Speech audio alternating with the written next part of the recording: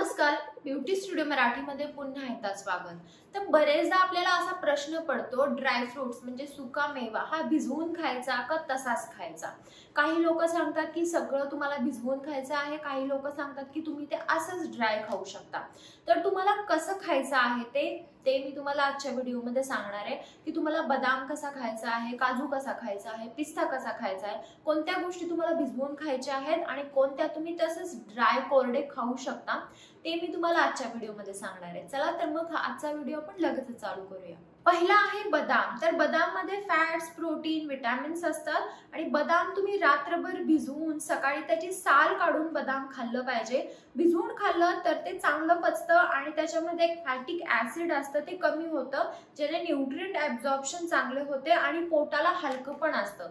तुम्ही जर असंच बदाम खाल्लं तर ते पचायला आपल्याला जड जातं, त्यामुळे कधीही असंच बदाम खाऊ नका। तुम्ही पहिला त्याला भिजवा रात्रभर आणि दुसऱ्या दिवशी त्याची जी साल असते ती काढून खा। बेदाणे, मनुका हे आपण बरेचदा तसंच खातो, पण तुम्हाला काळे मनुके नाही तर पिवळे मनुके दोन्हीही तुम्हाला भिजवून खायचे आहेत।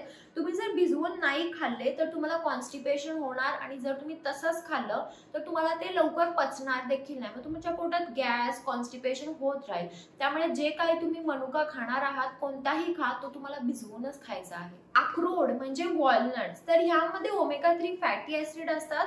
भिजवून अक्रोड खाल्ले तर ते पचायला हलके असतात आणि जो कडवटपणा असतो त्याच्यामधला तो कमी येतो। जर तुम्ही कच्चा तसंच खाल्लं तर अक्रोड बरेचदा थोडेसे कडू लागतात, त्यामुळे तुम्हाला तसेच खायचे नाहीये, तुम्हाला रात्रभर त्याला भिजवूनच खायचं आहे। काजूला भिजवून खायची काहीच गरज नाही, कारण काजू सॉफ्ट असतात आणि लवकर पचतात, त्यामुळे तुम्ही काजू कच्चे देखील खाऊ शकता। तुम्हाला काजू भिजवून खायची अजिबात गरज नाहीये।